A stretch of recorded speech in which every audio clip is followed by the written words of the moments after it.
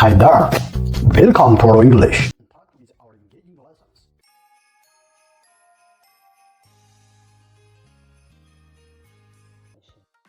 Possibility thinking. Yeroo hundumaa hin danda'amaa yaadi. Possibility thinking. Hin danda'amaa.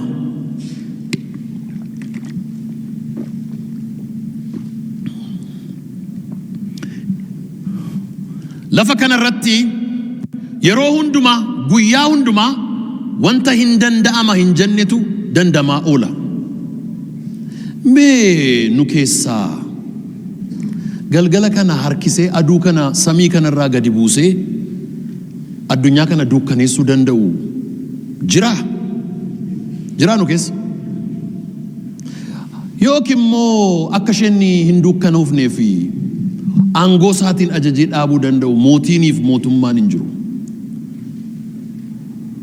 Most of the things that impact your life are out of your control. And most of the things that impact your life are beyond your authority. Kanaaf yeroo hundumaa aduun ganama baatee galgala lixuu hin dandeessi yoo ta'e, bokkaan duumessi kun gaafii roobee gaafii dhaabuu hin danda'a yoo ta'e, biyyoon kun qamadii ati nyaattu biqilchuu hin danda'a yoo ta'e, lafa kanarra wanti hin danda'amne hin jiru. Atis waan abjootte sana hin danda'amaa miti. Indiyaa'um baay'ee xinnoodha. Ameen hin jettanii?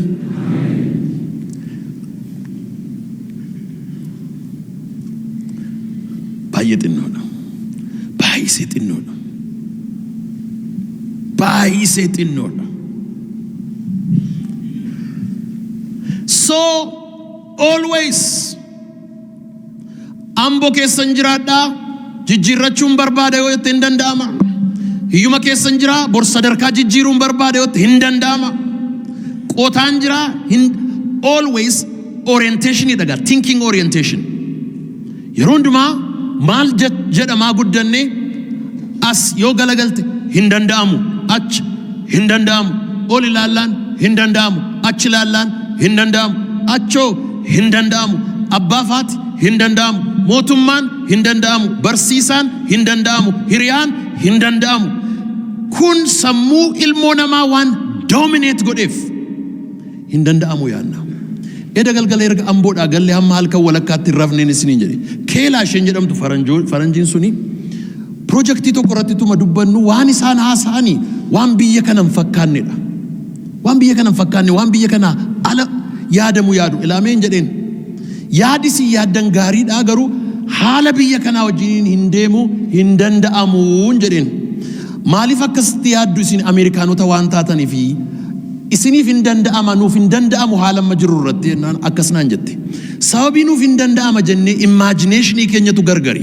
Warri asii imaajineeshiniin keenya hin danda'amu yoo hammanni yoo danda'ame yoo gaariidha kan. Inni sun imaajineeshiniin isaa samiitti ol ba'ee urjii qaqqabee ji'arra qubatee deebi'uun hin danda'ama jedhee kan inni yaaduuf jette.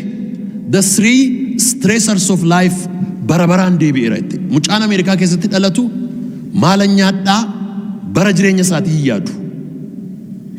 Mana kam keessan jiraadhaa bara jireenya isaatii hin yaadda'u. Maalan dhugaa bara jireenya isaatii gaaffii isaa miti. Maalan uffadhaa hin yaadatuyyuu. Jarri kun maalinni stressors of life. Jireenya namaa stress godhu. Imaajineeshinii namaa waan xixiqqoo yaaduutu sammuu keenya saatureet godhe waan ta'eef waan gurguddaa bira ga'uudhaaf nutti ulfaata. Stressors of life. Garuu Afriikaadhuma keessaa ganduma hiyyeessaa keessaa immoo possibility thinkers hin ba'u. Possibility thinkers jedhame. I am jedhame. A possibility thinker. I am a possibility thinker. Ameen jettu? Ani jedhame. Hin danda'ama kan jedhuun amana. Maariyaam, Maartaa yoo amantaniif kan amanamuuf kan amanuuf hundinuu maaltu danda'ama? hundinuu hin danda'ama. Mee harka keessan lamaan ol kaasaa. Wanti ati abjootteef hawwite hundinuu hin danda'ama. Har'aa yeroo mana kana keessaa baatan waan hundumaa yoo irraanfattan kanan hin irraanfatina. Hin danda'ama jechaa galaa. Hin danda'ama jedhame. Hin danda'ama jedhaa. Isa dhumaa hin danda'ama jedhaa. Samiin bokkaa roobsuun hin danda'ama. Galaanni gargar cituun hin danda'ama. Du'aan ka'uun hin danda'ama. Hiyyeessi sooromuun hin danda'ama. Garbichi bilisoomuun hin danda'ama. Dadhabaan jabaachuun hin danda'ama. Hojii hojjechuun hin danda'ama. Haala har'a keessa jirtu keessaa ba'uun hin danda'ama. Waggaa dhufu an haalli koo hundinuu hin jijjiirama namni jedhu ameena jedhu. Hin danda'ama jedhame. Si'a sadi jedha. Ammas sadumaa. Yes hin danda'ama. Wow. Danda'ama.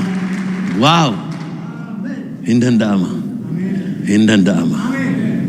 Wow. Wow. Televizyinii kana gaafan dhaabu fakkeenya kana dubbachuu baay'een jaalladha. Meeshaa baay'ee biteen Ameerikaanii fida amma rakkadhutti. Mana meeshaa irraa bitu sanatu cufame. Nan jaalladha mana sana. Waan barbaadu hundumaa takkaadhumaan achitti dhaqee argadha. Cufame. Maaf cuftu manni kunoo gaariidhaan jedheen Ameerikaa. Jarri jaarsolii lama bara baay'ee hojjennee nu gaa'edhan. Kana duwwaa hojjenna miti jedhan.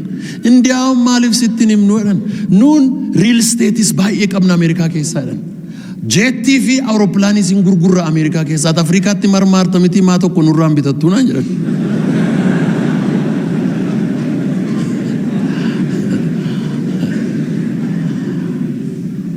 Abbaan akkatti buleessatu beekaa. Maal attam jedhu ollaan ullee kaameraa bitee naani jeettis hin danda'an naan jedhan jarri.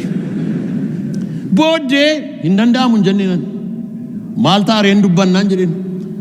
Hoo kanaan nu bilbilii yookiin gaafa sanbadduraa konsaltantii xiyyaara sati standardiitti barbaaddu nama si wajjiniin haasa'u siif kenninaa jedhan. Baay'ee gaarii. Nangalee haadha manaa kootis hin himne nan irraanfadhe maaliif an seriously hin fudhanne. Saturday sa'aatii beellamaatti bilbilee konsaltantiin. Hello, abaluun jedhama. Wat xiyyaara konsaltantii xiyyaaraati waa'ee bittaaf gurgurtaa dubbanna jedheeni. Kanaaf immoo kan na dhibu maayikiroofoon isaa oon godheen haasofsiisa. Haati manaan hin maraatte moo hinaan jette.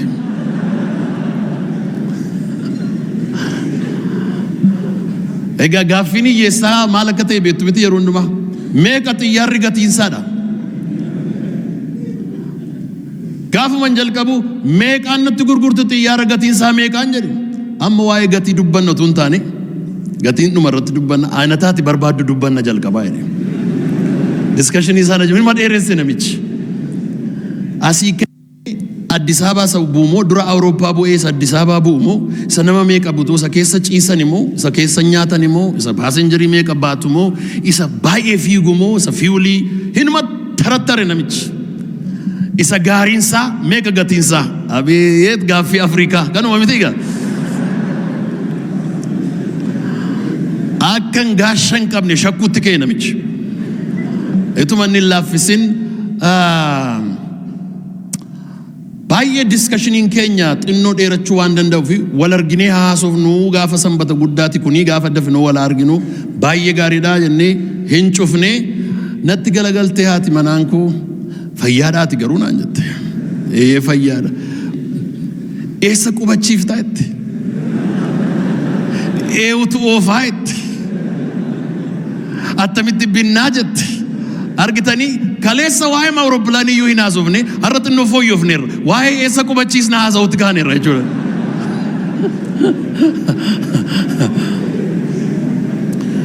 Baay'ee kan isin dinquu waldaan keenya waldaan keessa jiru Peachtree City naannoo ani jiru waldichi walakkaansaa paayilotootaa fi hostesoota baay'een isaaniif paayilatoota Delta Airlinesiti.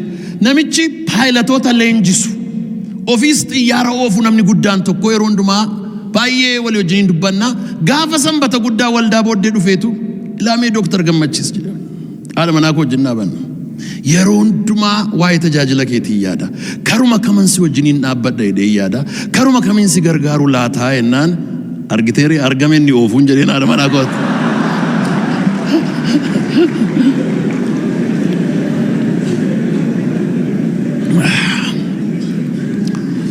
Isaaf egaa gaafa manni dhufu walii wajjin dubbanna gaafa sana ammas geenyeerra inni oofu argameera inni gurguramu argameera inni hundumtuu argameera isattaanu bar tokko dubbanna yeroo dhiyoottis haa ta'u yeroo fagoottis hin danda'ama moo hin danda'amu kanuma dubbiinsa hin danda'ama jettee ati balbala bani malee hundumtuu hin danda'ama balbala bani jedhaanii ollaa keessaniin balballi isaa hin danda'amaa kan jedhudha.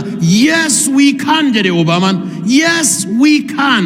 Mo'uu hin dandeenya. Pirezidantii ta'uu hin dandeenya. Sooromuu hin dandeenya. Adii kana achi dhiibnee mana ishee keessatti mo'uu hin danda'amaa jedhe hin danda'ame. Hin danda'amaati jennaan hinuma danda'ama. Hirkadhuuti mee hin danda'ama jedhe. Ela haala har'a keessa jirtu.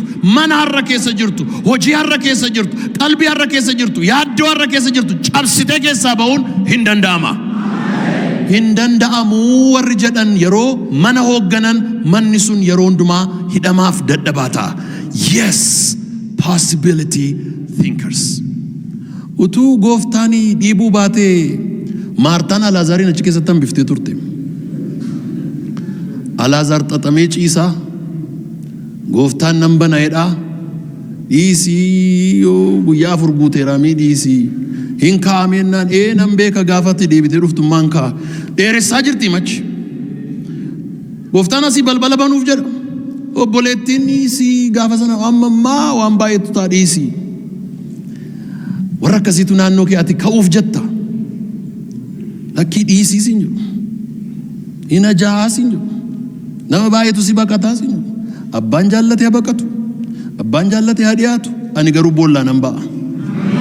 Abbaan jaallate haa dhungatu. Abbaan jaallate haa tuffatu. Ani garuu kafana koo ofirraan harcaasa. Abbaan jaallate haa dhiyaatu. Abbaan jaallate haa fagaatu. Warri na dhaabsisuu barbaadan warri akka Maartaa fa'aa karaa koo gadhiisaa. Boleessa koo tokkotu jira. Yeroo hundumaa wajjin tajaajila gammachiisi jedhe. Yeroo hundumaa yeroo balbala bira ga'u balballi hin banamaaf jedhe. Ijoollummaadhuma isaatii ka'ee inuma banamaa fi jedhe inuma deemaa jedhe ana garuu waan isaan beeku jedhe rakkinuma tokko gaafa argu Waaqayyo eessa jira jedhe na barbaada naani jedhe.